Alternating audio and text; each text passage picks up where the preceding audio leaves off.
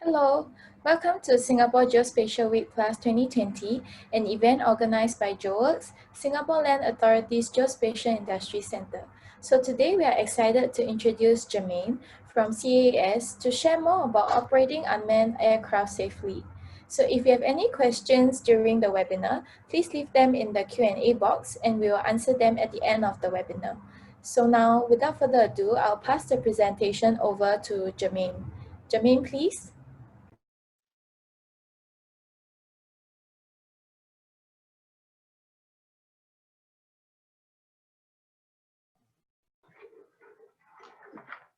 Hello, sorry, can you hear me?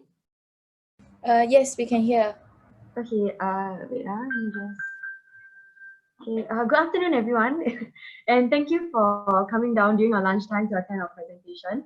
My name is Germaine, and I'm from the Civil Aviation Authority of Singapore, and I work for the Unmanned Systems Group. So today we'll be sharing on the safe and responsible operations of unmanned aircraft. So the objective of today's presentation is to provide clarity on where users can operate their UA and how they can do so safely. So an unmanned aircraft is also commonly referred to as a drone, and is an aircraft that can be flown or used without a person on board to operate it. So today's presentation will cover, firstly, the identification of areas to fly a UA, which is especially important for Singapore's dense and urban environment. We'll then talk about flight safe do's and don'ts, which are the operating guidelines of operating a UA. We'll then talk about UUA registration, which was introduced recently this year. And lastly, we'll go on to cover the overview of the UUA Regulatory Framework. So where can you fly your UA? As you can see, this is Singapore's base map. And then these are our no-fly zone layers. So these no-fly zone layers consist of your 5 km of aerodromes, which is your airports and military air bases. And it also consists of your prohibited, protected, danger, and restricted areas. So during events such as National Day, there's also these additional layers of your temporary restricted area. So flying of UA is not allowed in these no-fly zones, and it's also not allowed to be operated above 200 feet above mean sea level unless you have a valid permit. So you may proceed to OneMap, which is our authoritative source for accurate information on the various no-fly zones in Singapore. And you can either key in the link that you see here, or you can scan the QR code to go directly to the OneMap app with the DroneQuery feature on. So the DroneQuery feature basically consists of the no-fly zone layers. And then you can key in the location of your intended operation and ensure that the intended area of operation is outside of these no-fly zones. So businesses may also wish to check with the respective landowners before you fly. Okay, I'll now play a video on the OneMap to give you a walkthrough of this OneMap app.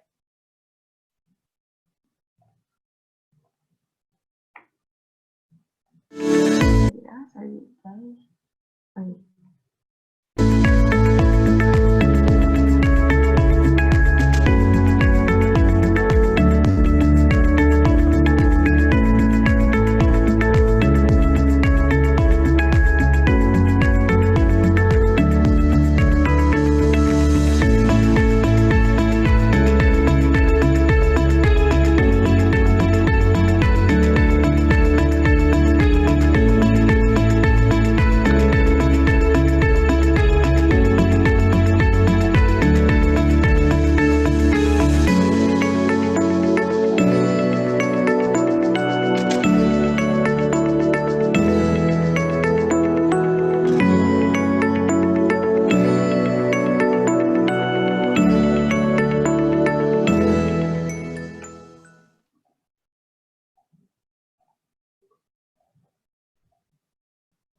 Okay, I'll now move on to talk about the flight safe do's and don'ts, which is our operating guidelines for unmanned aircraft operations. So for the do's, you should familiarize yourself with the UA operating principles. You should fly outside the no-fly zones while referencing the OneMap app. You should avoid flying your UA in inclement weather, and you can go to NEA's website to find out the weather conditions at the time you wish to operate your UA. You should also ensure that your UA is operated within visual line of sight at all times, and to land your UA immediately if you spot an aircraft within the vicinity during your operations. Lastly, you should check that your UA is in operable conditions before carrying out your activities. So you may visit our website at caas.gov.sg/flightsafe to find out more about the safe use and operation of UA. Alternatively, you can scan the QR code and it will bring you directly to this page where you'll see our do's and don'ts. Okay, so for the don'ts, you should not operate your UA over groups of people, over roads and highways, over emergency response efforts, and within 5 km of aerodromes, nor within the no-fly zones. Your UA should also not carry hazardous substances, nor drop items and discharge substances. Lastly, you should not fly your UA after alcohol consumption. So I'll now play a video to just basically cover whatever was presented just now.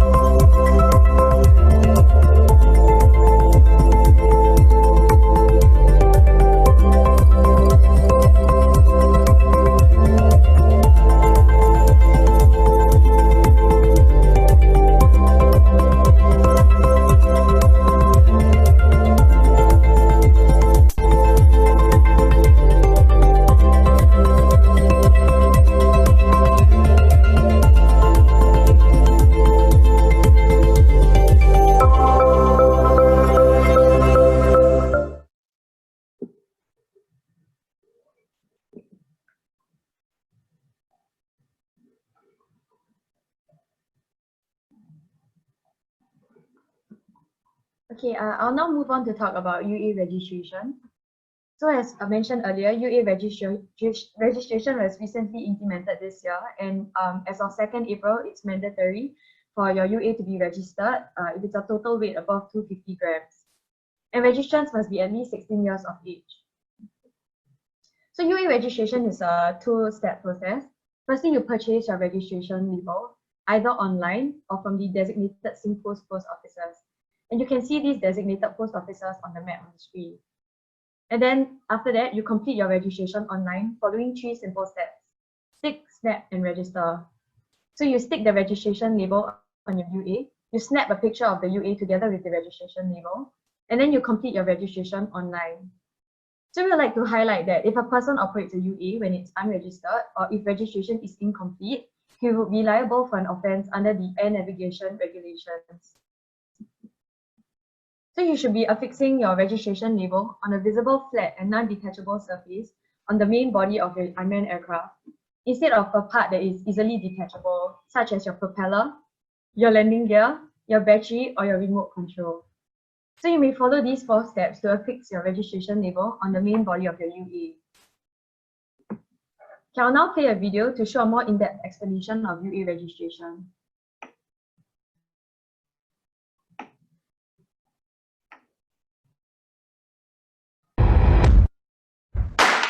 Effective 2nd April 2020, it will be an offence to operate an unregistered unmanned aircraft with a total weight of above 250 grams in Singapore.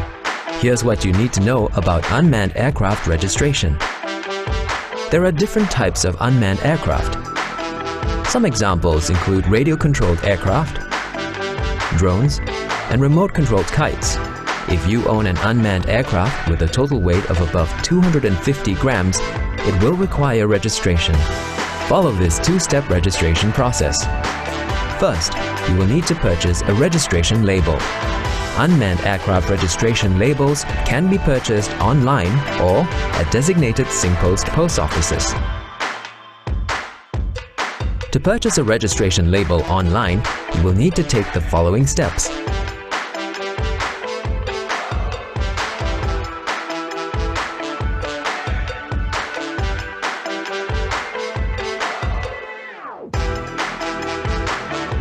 Once you have successfully completed your purchase, your registration label package will be mailed to you.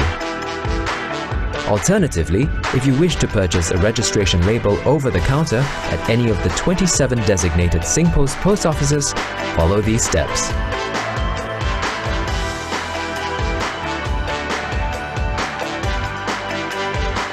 Once verified, a registration label package will be given to you. The registration label package will contain the following. Ensure that you retain the registration label package, as you will require the verification ID to complete your registration later. Once you have received your registration label package, you will need to complete your registration. Do the following to complete your registration. Stick the registration label on the main body of the unmanned aircraft. Take note of the correct ways to affix your registration label.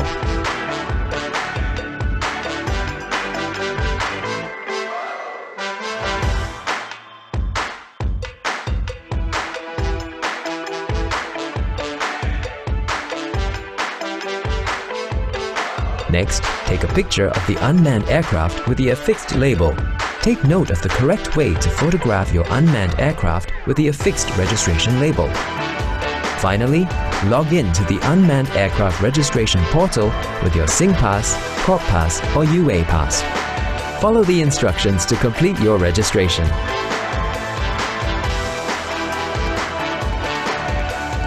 Upon completing your registration, you will receive an email notification. Once you have completed the simple two-step registration process, don't forget to refer to additional regulatory requirements on our website before you fly your unmanned aircraft.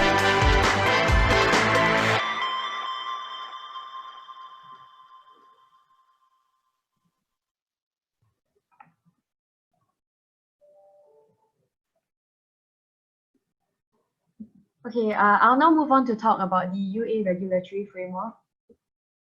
So we have 5 regulatory instruments: UUA Registration, UUA Basic Training, UUA Pilot Licensing, and most of you will be familiar with the Operator Permit and the Activity Permit.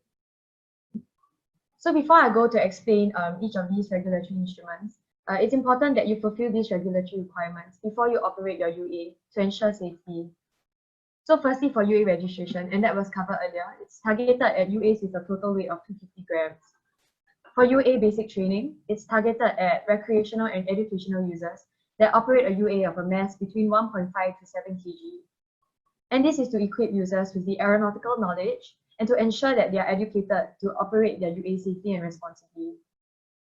For UUA pilot licensing, they are targeted at 2 groups. Firstly, for recreational and educational users operating a UUA with a mass more than 7 kg, and also for businesses or all non-recreational, non-educational users.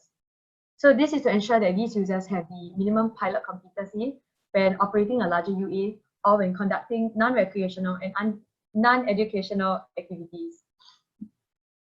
So for the operator permit, this is to assess if the applicant and his system and organization is capable enough to operate their UUA safely. And the validity of this OP typically extends to up to a year. For activity permit, this is more site-specific and more activity-centric. So it assesses your area of operations. And this AP is granted on a once-off or on a block basis. And this extends up to a year as well. So this is the overview of our UUA regulatory framework. And the table may look a bit daunting. So in the subsequent slides, we'll break it up into the specific user groups. So we'd like to emphasize that UUA operators will need to comply with all the requirements under the respective categories. You can find out more from our website, and you can scan the QR code to go directly to our website. Yeah. Okay. So there are 2 steps in determining the conditions before operating your UUA. Firstly, you should decide on the purpose of your UUA operations. will it be for recreation, education, or business, non-recreation, non-education use? And then the second step is to check the weight of your UA and refer to the corresponding requirements. So for recreational activities, some examples of these are an individual flying a UA for fun in line with CAAS's operating conditions, or an individual flying a UA higher than 200 feet AMSL for aerial photography or for personal collection. So looking at this table, we determine that your operation is for recreation use and your drone is about 1.5 kg. Then you look at the second row, second column here, and you need to have a class 2 AP as well as UUA registration. So for educational use, some examples of these are if a public educational institute within 5 km of an aerodrome intends to fly a UA outdoors to demonstrate its capabilities to the students, or if students of a public educational institute showcasing their UA as part of a school event. And so in this scenario, if you're operating for education use and your drone is 5 kg, then you'll require a class 2 AP, UA registration, and a certificate of your UABT or your UAPL. And lastly, for business or non-recreation, non-education purposes, some examples of these are a business providing aerial surveying or photography services for a public educational institute, or an organization conducting a flight demonstration with its UA to its prospective customers. So for this category, usually you require operator permit, a class 1 activity permit, and a UA pilot license. And only if your drone is above 250 grams will you need to go for UA registration. Okay, so with this, we've actually come to the end of the presentation. And now I think we have some time for Q&A. So I have some colleagues with me from the Unmanned Systems group as well, and they are in the Policy and Regulatory division, so they can proceed to answer some of your questions. If we are unable to answer all of your questions during this time frame, you may also drop an email to us at cas_utp@cas.gov.sg